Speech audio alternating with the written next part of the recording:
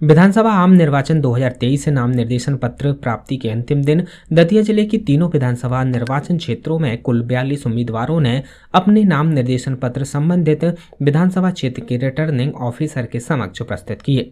इसके साथ ही विधानसभा निर्वाचन क्षेत्र क्रमांक 22 दतिया से कांग्रेस प्रत्याशी राजेंद्र भारती सहित अन्य 17 उम्मीदवारों ने अपने अपने नाम निर्देशन पत्र रिटर्निंग ऑफिसर को प्रस्तुत किए।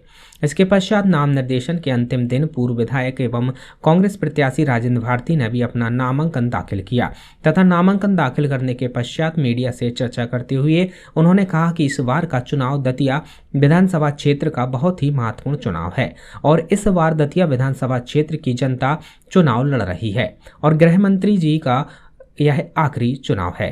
इस बार जनता की जीत होगी और नरोत्तम मिश्रा गृह मंत्री जनता की अदालत एवं सुप्रीम कोर्ट की अदालत से भी वह हारेंगे।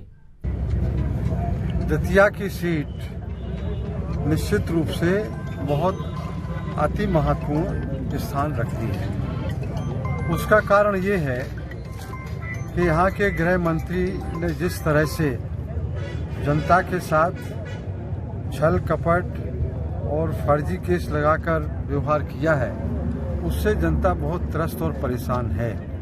मध्य प्रदेश की राजनीति में भी जिस तरह से मीडिया के मैनेजमेंट के द्वारा गृह मंत्री जी अपने आप को फोकस करते हैं और हमारे नेताओं के बारे में जो गलत बयानबाजी करते हैं, उसके कारण नरोत्तम मिश्रा जी हमारे नेताओं के टारगेट पर हैं। और जब हमारे माननीय नेतागणों ने इनको टारगेट पर लिया है तो आप निश्चित मानिए कि अब इनकी पराजय सुनिश्चित है और सरकार बनने पर इनके जितने भी काले कारनामे हैं जो इन्होंने 2008 से लेके अभी तक किए हैं और इससे पहले किए हैं, उन सबको बारी बारी से उनकी जांच की जाएगी।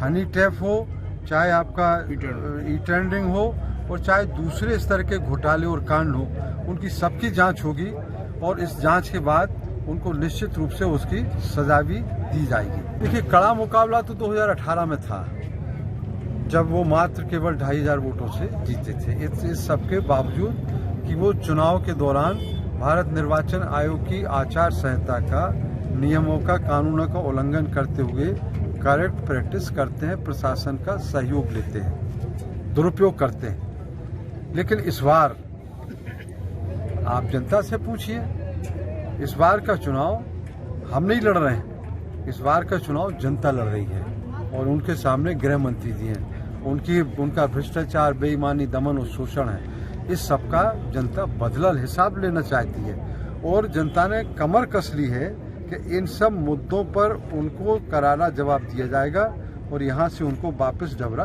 भेजा जाएगा। नहीं, अब वो देखिए, उनकी तो राजनीतिक रूप से वो खत्म हो जाएंगे 2023 में और इसलिए हो जाएंगे कि एक तो जनता की अदालत सर्वोपरि है, तो जनता की अदालत उनको 2023 के चुनाव में हराने वाली है। दूसरा, जो पेड न्यूज केस है माननीय सुप्रीम कोर्ट में, उसमें भी वो निपटने वाले हैं, तो उनकी तो राजनीति खत्म है।